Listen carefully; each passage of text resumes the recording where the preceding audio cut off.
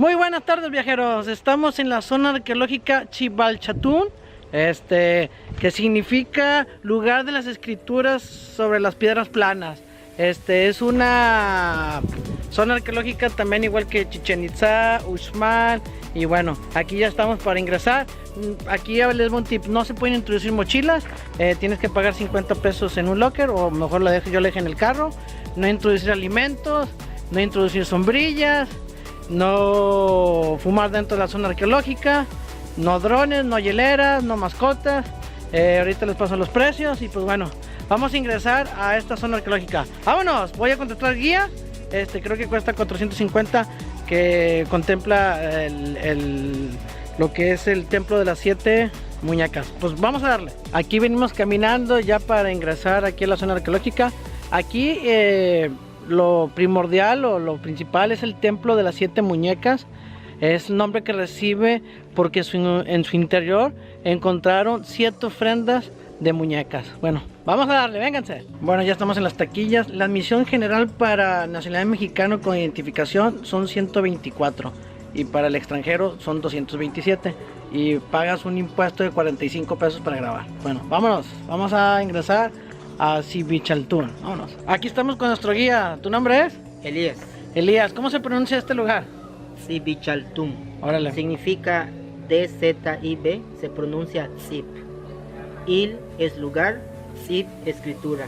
Il es lugar, Chal plano y Tum piedra. Okay. O sea que es lugar donde hay escritura sobre piedra plana. Okay. De hecho, cuando lea usted la palabra Zip, se usa como apellido. Okay. Aquí en Yucatán podemos tener el apellido Zip, es escritura, Tum, piedra, Balam, jaguar, Pol, cabeza. Okay. Debido a que en el área maya se calcula que hay más de 33 maneras de hablar el maya. Okay. Aquí se habla el maya yucateco, en Quintana Roo, en Campeche, en Yucatán. Pero como los mayas abarcaron Belice, Guatemala, Chiapas, Tabasco y lo que hoy es Honduras, allá hay más de 33 dialectos. Okay. Estos 2 árboles que tenemos aquí, los mayas le llamaban balché. Okay. Y usaban la corteza para fermentar. Cuando ya se lo iban a beber, usaban miel, porque en esa época no existía azúcar, y lo usaban como una bebida alcohólica. Entonces los mayas usaban tabaco, usaban peyote y usaban el árbol del balché como bebida alcohólica. Cuando los españoles llegaron a Yucatán, prohibieron ciertos rituales donde se daba el balché, pero ya tiempo después el maya hace otra bebida llamada Ixtaventum, que es anís con miel, y es esa bebida que se sigue usando todavía en los rituales mayas. Okay. Debido a que aquí en Yucatán el tipo de roca es roca caliza, Okay. se forman estas canteras, pueden ser más grandes, esta es pequeña. ¿Esta piedra? No, el orificio. Okay. Entonces de los mayas adentro sacaban un polvo llamado sasca. Okay. Por eso le llamamos ahora sascavera. Entonces al sacar el polvo lo mezclaban con cal, con agua y resina para hacer yeso o estuco. Okay. Entonces cuando vea un edificio maya, ahorita todavía tiene restos de estuco, pero se cree que estaban de esta manera. La pared o el frente estaba aplanado. Okay. Tenía un aplanamiento, porque los mayas al hacer este material era como hacer yeso. Okay. Era polvo, agua, cal y resina de árbol. Entonces el albañil iba aplanando para que quede lisita la pared y después lo pintaban. Okay. Desde 1000 años antes de Cristo ya sabían hacer el estuco o el yeso. Aquí en Yucatán tenemos los famosos cenotes, debido a que como la plataforma de Yucatán es una plataforma de roca caliza, el agua aquí en Yucatán no se estanca, sino que se filtra. Entonces aquí se está empezando a formar un cenote. Llegará el momento en que se colapse la piedra bóveda y formará un hueco con agua. El maya le llamaba sonot, pero como los españoles no podían pronunciar sonot, empezaron a decirle cenote. En maya se escribe ahorita D-Z-O-N-O-T. Sonot literalmente querían decir agua hacia abajo. Es lo que querían decir los mayas, sonot. Están registrados de 6,000 a 8,000 cenotes en la península de Yucatán. lugar donde hay escrituras sobre piedra plana. O sea, Sibichaltún significa lugar donde hay escrituras sobre piedra plana. Es muy probable que estos bloques de piedra hace 1000 años tuvieran jeroglíficos. Entonces los mayas, en un periodo llamado clásico, tenían la costumbre de erigir plataformas donde grababan un hecho significativo del rey. Vamos a suponer que el rey conquistó una ciudad, entonces cuando ganaba se grababa ya la fecha y la información. Era como para que el rey se jacte de ese logro o de esa hazaña. Vamos a suponer que el rey inauguró o dedicó un edificio. Entonces levantaba un bloque de piedra, grababa la fecha y la información. En esas estelas se ha encontrado información del nacimiento del rey, su ascenso al trono, sus construcciones que mandó a edificar. Muchas veces habla acerca de quién fueron sus antecesores y así. Y también de las batallas que ganó. Okay. Estela significa monolito, que significa un solo bloque de piedra o una sola piedra. Calom Uk Chanchak. Okay. Este Calom empezó a gobernar, parece, este lugar en el año 771 después de Cristo. Pero en esta estela conmemora 20 años de gobierno. Se le llama Katum. Okay. Así que era el año 791 cuando este Calom Uk Chanchak conmemora su primer Katum. Okay. Supongamos que este rey llegó a un segundo Katum, 40 años. Grababa en otra estela su segundo Katum. Si llega a un tercer Katum un rey, grababa una tercera estela, como conmemorando su tercer Katum o 60 años de gobierno. Lo podía hacer porque algunos empezaban jovencitos a gobernar. De venado. ¿Es un fémur? De venado, que cuando muere el rey Calom, se lo colocan o lo ponen como ofrenda en una urna. Entonces al sacar esta ofrenda, los epigrafistas encontraron el nombre de él, que coincide en la estela. Okay. Pero algo muy interesante que se encontró en el hueso también es el nombre de este lugar. El nombre era Chichantijó o Ixcancijó. No se llamaba Sibichaltún. Ya Sibichaltún se pone ese nombre posterior al abandono. Hace como 19 o 20 años supimos el nombre de la ciudad y era Chichantijó o Ixcancijó en maya. Okay. Y dice que encontraron las cenizas de él, ¿verdad? Encontraron las cenizas de él, encontraron este hueso y más ofrendas como conchas, caracoles, pedazos de jade, porque cuando muere lo cremaron y depositaron en urnas sus cenizas. Ok, ¿está en la 42 dice? Está en la estructura 42, que ahorita lo vamos a ver un ratito más. Okay. Y allá al excavar encontraron las ollas o las urnas los arqueólogos. Como comentábamos, es un solo bloque de piedra. Pero hay lugares donde hay excepciones, donde le ponen como un, ¿cómo le diríamos? Un voladito para ponerle ofrendas. O sea, está la estela así y hay como una forma de C, como un tipo asiento, pero no era un asiento, sino que era un lugar para poner ofrendas. Aquí los mayas de Sibichaltún no solamente querían decir lo que estaba grabando la información del rey, sino con estas plataformas que están abajo, quizás era un lugar también donde se les daba culto a estos ancestros. Entonces tuvieron la necesidad de hacer estas plataformas para tener un espacio y ponerle las ofrendas. Se entiende entonces que le daban culto a los difuntos. Los difuntos en la antigüedad eran muy importantes porque creían que todavía el rey difunto seguía interactuando con el gobernante vivo. Aquí está el ejemplo del número 3. 1, 2, 3.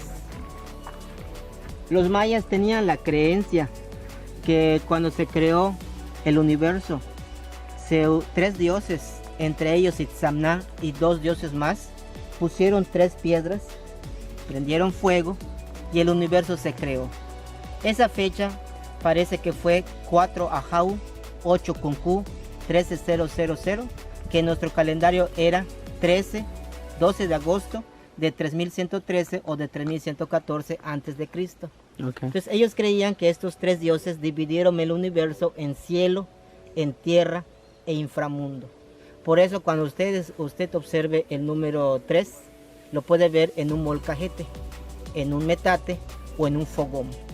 El metate tiene 3 patitas que representan el cielo, la tierra y el inframundo. El fogón representa las 3 piedras que representan los 3 dioses y también los 3 niveles, el cielo, la tierra y el inframundo. ¿Por eso tiene 3 niveles? 3. El número 3 era muy significativo en la cultura maya. Ok. Por eso una mujer cuando hace su fogón hasta en la actualidad nunca va a poner 4 piedras. El comal va sobre 3 piedras. Okay. Cuando se hace una mesa maya para tortear la masa, es de 3, no como la de ahorita, la mesa moderna de 4 patitas. Siempre son 3. Representan cielo, tierra y inframundo. Okay. En las estelas, después de comentarle lo de las estelas que servían para grabar lo más significativo de los reyes, hace unos años atrás, como 25 años, los arqueólogos en Tabasco, en una zona arqueológica llamada El Tortuguero, encontraron la fecha famosa que era 4 Ajau 8 Concu 13000, que era como grabar la fecha que nuestro calendario fue 21 de diciembre de 2012. Okay. Entonces cuando el maya llegó al 21 de diciembre de 2012, estaban concluyendo los 13 bactunes o 5125 años. A partir de 3114 se empezó a contar el tiempo hasta 2012, del 21 de diciembre de 2012. Okay. 5125 años. Okay. Y en una estela como esta, pero en Tabasco, se encontró esa famosa fecha que era 4 Ajau 8 Concu 13000. Okay. Se esculpía. Este es de puro cemento. Es piedra cubierto con estuco. Esto. Cubierto con Por eso no estuco. tiene... Por eso no tiene jeroglíficos, porque eran hechos con estuco. Okay. La mayoría eran esculpidas. Okay. Claro, no todas están en buenas condiciones. Las que se empezaron a encontrar en Calakmul, en Cobá, en otras regiones como en Tikal o en Copam, muchas de ellas estaban también en buenas condiciones, y cuando se empezaron a interpretar los jeroglíficos mayas, allá se empezó a encontrar una buena información de la vida de los reyes mayas. Okay. Esta planta los mayas le llamaban quil, y que en español le llamamos enequem. Adentro de la hoja hay unas hileritas o hileras que sacaban los mayas al golpear en una roca la penca, y de allá obtenían las hileras para hacer cuerdas, para hacer plantillas de sandalias, para hacer ropa, y de hecho el espino usaban como aguja. Okay. Pero también en los rituales mayas se usaba una cuerda que se sacaba de esta planta, se le incrustaban los espinos que se ven allá, y el rey ya drogado se pasaba a través de la lengua esa cuerda de nequem con incrustaciones de espinos para salpicar su sangre de su lengua, y en el piso se colocaba un papel para que vaya salpicando su sangre. Después se daba como ofrenda ese papel ensangrentado, y él pensaba que ya en ese momento, drogado él, empezaba a ver alucinaciones, y entre las alucinaciones creía que podía tener una conversación con su antepasado o ancestro. Okay. Por eso se drogaban, con el propósito de, como anestesia, pero también con el propósito de ver alucinaciones, creyendo que ya estaban en contacto con el tatarabuelo o el abuelo o un antepasado importante. Como el Yucatán es una zona rocosa, Ajá. pues es fácil que crezca el enequén. Okay. El enequén está emparentado con el maguey. Okay. Es un tipo de cactus. Okay. No necesita mucha agua, y como Yucatán es una plataforma de roca caliza, aquí pegó el enequén. Okay. Hubo una industria enequenera entre 1890, en la época en que gobierna Porfirio Díaz. Se le llamó el oro verde. Le dio riquezas a casi 50 familias denominadas la casta divina. Okay. Se le conoce como el templo de las 7 muñecas, porque en los años 50, aquí podemos verlo, se encontraron 7 figuritas de barro de mujeres de casi 7 centímetros hechas de barro, dando a luz.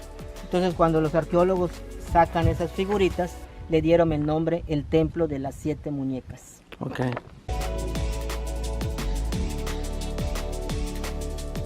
Bueno, pues este es el edificio que comentábamos, que se le llama el templo de las 7 muñecas, y algo interesante es que probablemente esas figuritas de barro de mujeres dando a luz posiblemente representaban un símbolo de fecundación. Es muy probable que en Mesoamérica tenían la superstición que ciertas figuras femeninas, antes de sembrar el maíz, la daban como ofrenda. Antes de que empiece el ciclo agrícola, hacían figuras y las ofrendaban en ciertas plataformas o altares o debajo de la tierra, creyendo que así estaban fecundando a la madre tierra para que propicie la germinación del maíz.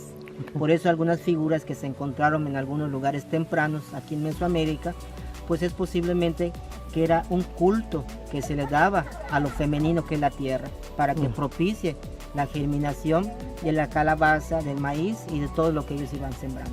Okay. Pero tiempo después, los mayas usaron este edificio y construyeron, parece, el edificio que está aquí arriba.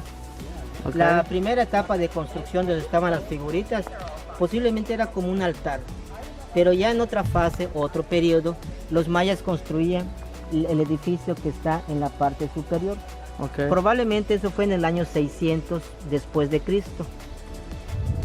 Al paso del tiempo, cuando se empezó a estudiar el edificio en los años 70, se empezó a estudiar desde el punto de vista astronómico, y parece que entre 1979 y 80 se dio cuenta un arqueólogo de nombre Víctor Segovia Pinto, que empezó a estudiar parte de ciertas construcciones en Yucatán, mayas, de lo que es una arqueoastronomía. Y se dio cuenta en los años 80 que el 21 de marzo, cuando sale el sol, como a las 6 de la mañana, el sol cuando salga va a iluminar o va a alinearse con las dos puertas que están en la parte superior. Okay. Esto ocurre el 21 de marzo, llegan muchas personas aquí en Sivichaltún para poder observar la salida del dios Quinichahau, que es el dios o el nombre del dios maya del sol. Entonces el maya seguramente aquí le daba culto en este lugar al dios Quinichahau, pero es muy probable que también le marcaba el maya el inicio de la siembra del maíz. O sea que en el equinoccio de primavera, cuando empezaba el primer equinoccio, ya sabían, cuando observaban esta iluminación, que tenían que empezar a preparar la tierra para empezar a sembrar el maíz. Okay. Pero si vemos la ventana de la izquierda, después del equinoccio de primavera, se va a iluminar la ventana de la izquierda, marcando el solsticio de verano, y esto ocurre entre el 20 al 21 de junio. Okay. Entonces, cuando los mayas observaban el primer solsticio del año 21 de junio, quizás levantaban la vista al cielo y entendían que las lluvias, si no pasaba nada extraordinario, tenían que venir porque empezaba la temporada de lluvias. Okay. El próximo mes, que va a ser septiembre, se daban cuenta que el sol regresaba otra vez al centro para marcar el segundo equinoccio. Eso sería el 21 y el 22 de septiembre. Okay. ¿Y es de esta de aquí enfrente? Es la misma, de aquí enfrente otra vez. Okay. Ese es el segundo equinoccio, y cuando observaban por segunda ocasión en el centro al sol, sabían que hay que cosechar. Okay. Después de otoño sigue invierno. Entonces el maya observaba que el 21 de diciembre se iba a iluminar la ventana de la derecha, marcando el segundo solsticio, que sería el 21 de diciembre, época en que la hoja del elote, observaban ellos, se empezaba a secar. Así que ya tenían sus 365 días. Okay. El calendario tuvo 19 meses, 18 meses de 20 días y un mes corto de 5 días. Okay. 18 por 20 son 360 y el mes corto de 5, 365. Okay. Es muy probable que en estos eventos el rey maya, posiblemente para manipular también a la gente y para presentarse como una divinidad, posiblemente si allá adentro hay como una plataforma que parece un trono.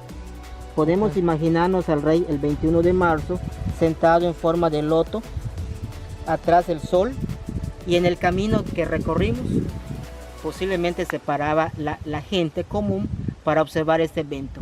Okay. Pero cuando ellos observaban al sol y al rey, posiblemente pues le daba a entender al rey que no es un ser humano, okay, sino que es una divinidad que está representando a los dioses en la tierra. Okay. Por eso el maya tenía un título, el rey maya. El título es Ahau, que significa en maya Dios. O sea que el gobernante maya no era un ser humano, él creía que era una divinidad. Okay. Ahora bien, después hay otro evento que es la luna.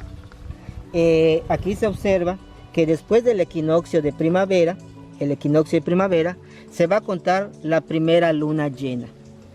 Y aparece la primera luna llena, este año fue el 19 de abril, que fue el viernes que le llaman Viernes Santo. Okay. 19 de abril, viernes, se dio aquí en Sivichaltún la primera luna llena después del equinoccio de primavera. El próximo año va a ser 7 de abril. 7 de abril. Y el año pasado fue 31 de marzo. Está asociado con la Semana Santa. Okay. Este acontecimiento. Okay. De hecho, está asociado con la muerte de Jesús, que en el calendario judío es el 14 de Nisan. Aunque la religión católica lo celebra el viernes, este año coincidió. Okay. Pero el año pasado fue viernes para los católicos santo, el 30 de marzo.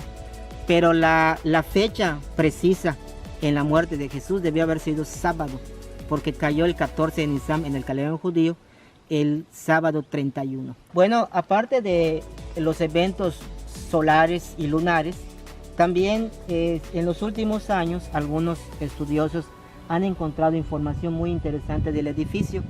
Han encontrado que también aparece el planeta Venus detrás de los dos edificios, y los mayas pudieron hacer un calendario venusino de 584 días. O sea que si hoy veríamos a Venus detrás de las dos puertas, tendríamos que esperar 584 días para volver a ver a Venus detrás de las dos puertas. También se alinea Júpiter y se alinea Marte. Si ven en la parte de arriba hay un domo. Ajá. Cuando sea el 19 de mayo y el 26 de junio, el sol quedaría al mediodía como a la 1:15, 1:20 en la parte de arriba, e iluminaría la parte interior del edificio. Eso sería el paso del cenit, que es 19 de mayo y 26 de junio. Okay. Algo interesante, porque de esa manera se calibraba también el calendario civil de 365 días. Si ven allá el friso, donde está en la parte superior, hay 3 mascarones. Esos 3 mascarones representan al dios de la lluvia. Se llamaba Chac. En muchos de los edificios se puede observar a una de las divinidades más importantes en la cultura maya, que es el dios de la lluvia. En otros sitios como Uxmal o Chichén Itzá, el mascarón ya presenta una nariz como una forma de una jota, o simulando como una trompa de un elefante. Okay. Es el dios que todavía veneran los campesinos. ¿Y aquí dónde está? Dice, es aquí en la parte superior, aquí en la esquina. Ah, en la esquina arriba está de perfil. Ah, de perfil. En medio, arriba de la puerta, hay un segundo, y en la derecha, en el perfil, se puede observar hasta como su nariz, como incrustada. Ya. Entonces son 3 mascarones del dios de la lluvia.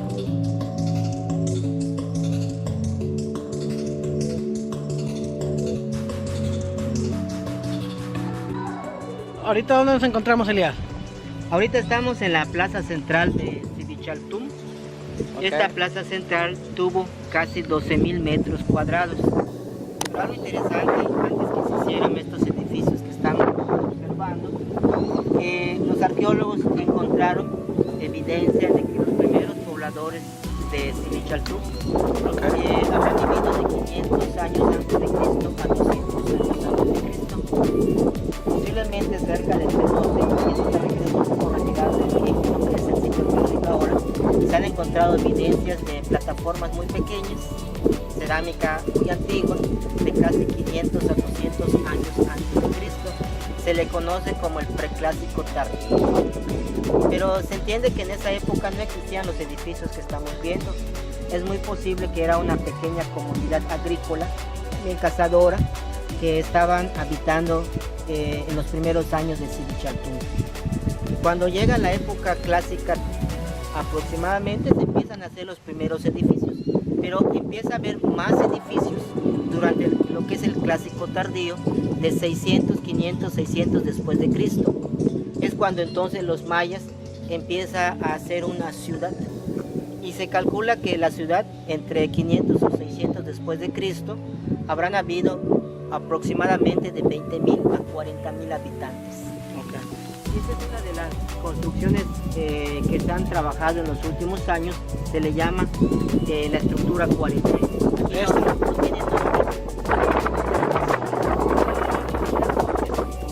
Entonces la estructura 42, y les comentaba que al principio de que se encontraron las cenizas de los hermanos mayas. En esta estructura. En esta estructura, en la parte de abajo, se encontraron las urnas donde estaban en una de ellas las cenizas de Calonga. Este rey se crema, lo cremaron y depositaron en esta construcción las urnas donde en una de ellas estaban sus cenizas. Esto es interesante porque a los dignatarios en Mesoamérica se les cremaba en algunas ocasiones, debido a que era alguien importante. La gente común pues entiende que no cremaba, pero los mayas de alto rango, ya sea que le hiciéramos una tumba majestuosa a un gobernante o dignatario, pero también cremaban a los reyes. En algunas ocasiones se encontró evidencia como esta, porque algo importante es que en maya no usan espacios como lo que nosotros llamamos cementerios, sino que entierra o deposita urnas con cenizas debajo de los edificios. La gente común pues enterraba debajo del piso de la casa. ¿Por qué? Porque, como decíamos anteriormente, los mayas les daban culto a los difuntos y creían que ciertos dignatarios fallecidos, sus espíritus seguían morando en estos lugares, creyendo que estaban protegiendo a la ciudad y estaban interactuando con los vivos. Por eso en México nació la creencia del Día de los Muertos, darle culto o darle culto a los difuntos, y creyendo que en un par de días o unos días podían estar ellos conviviendo con los seres humanos o las personas vivas. Cuando ustedes observen la arquitectura maya, no tiene ventanas los edificios. Esto se asemeja a la casa de paja. La primera casa maya de maderas, solo es una entrada y una salida al patio, pero no tiene ventanas. Cuando desarrollan esto en arquitectura o en piedra, pues también tienen ese mismo concepto. Y algo también que comentábamos al principio es que estucaban o le ponían el estuco en la pared con minerales o vegetales para ir pintando sus edificios. Ahora bien, este edificio que está aquí enfrente se le conoce como estructura 44. La estructura 44. La estructura 44 es de las más largas en Mesoamérica. Tiene casi 139 metros de largo, tiene más o menos unos 10 metros de alto, y adentro habían cuartos o cámaras. Parece que se construye en 4 periodos. Algo muy interesante es que si pasamos por acá, pueden ustedes ver, podemos notar la construcción. Adentro hay un edificio, allá al fondo hay un orificio o un hueco, donde hay como un rectángulo que viene siendo una subestructura. O sea que hay otra construcción, más o menos así se vería adentro. Los arqueólogos encontraron un mural que no concluyeron los mayas. Entonces, en vez de demoler ese edificio, construían sobre este primer edificio, no destruyendo el edificio de su antepasado. O sea, los mayas no acostumbraban a destruir sus edificios, porque creían que era algo importante conservar los edificios de sus antepasados. Los palacios o estos edificios de aquí enfrente, parece que era un palacio donde vivía el rey, su corte, y también el rey hacía transacciones comerciales, porque hay representaciones en pintura o en vasijas donde se pueden observar o simular la parte interior de estos palacios. Y en estos palacios está el rey en su trono haciendo transacciones comerciales con otros gobernantes. También se usaba quizás con fines religiosos, y también era el lugar donde la gente pagaba su tributo en especie. El techo es de piedra, pero aquí donde se paraba el maya no tiene techo. ¿Por qué? Porque al antiguo maya no le gustaba estar dentro de una iglesia. Entonces no hay pared. Ni los de ahorita, ni los de actuales. Los ritos antiguos eran al aire libre. Por eso entonces el maya solamente puso un techo aquí, y aquí se paraba, aunque también habían atrios de indios que no les gustaba estar adentro. Es una capilla. Era una capilla. Si ve lo blanco, allá en la pared de atrás está el altar, donde se entiende que a un maya, artista o pintor, le dicen que pintara un estuco o mural con un tema tomado de la Biblia. Se alcanzan a ver todavía los restos de colores o pigmentos de origen prehispánico, como ya sea azul, rojo, verde. Y hay que recordar que para los mayas los colores son muy importantes. ¿Por qué? Porque creían que la tierra era plana, como este cuadrángulo, y pensaban que el sur es amarillo porque de allá vienen las lluvias para el maíz. El poniente es oscuro porque allá mueren los dioses. Y es interesante porque allá está el cenote. Y decíamos que el cenote es una entrada al inframundo.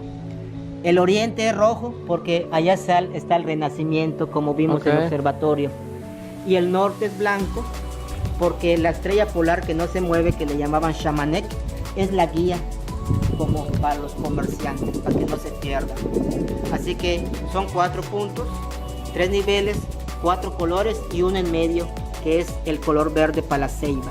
El árbol de la vida, creían que las ramas es el cielo, el tronco es la tierra y la raíz es el inframundo, y su color es el verde. Son 5 colores afijos, un cocodrilo carga la tierra, hay 13 cielos y 9 inframundos. Oye, Elías, ¿y no había mucha droga en ese entonces? Pues siempre ha habido aquí en México. Oye, ranas, tortugas, no, pues andaban bien pachecos los mayas. Peyote, hongos. Mucho peyote. Y por eso construían, y yo creo que por eso dibujaban así todo. Así es. Bueno, vamos a Pero seguirle. lo hacían casi perfecto. Sí, sí. Bueno, vamos a seguirle. Aquí, amigos, si usted aplaude, se puede escuchar, algunos creen que se escucha el canto del quetzal. Que cuando canta parece que escuchamos un pato. ¿Quiere escucharlo? A ver. Por este lado. Decíamos que el cuadrángulo tiene 2000 metros y se puede escuchar, algunos creen que cuando se aplaude, se escucha el canto del quetzal.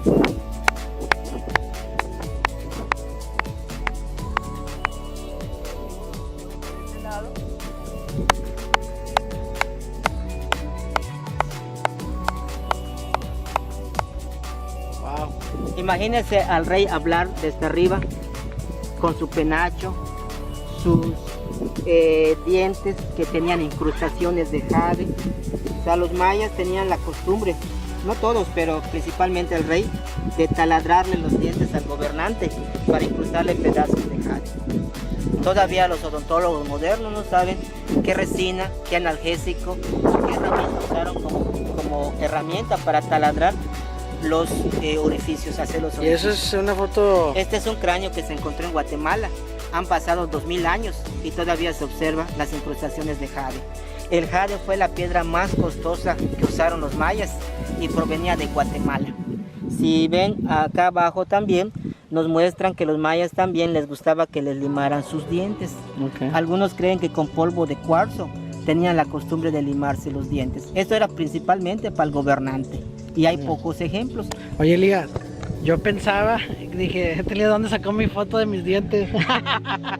Dije, yo también soy maya.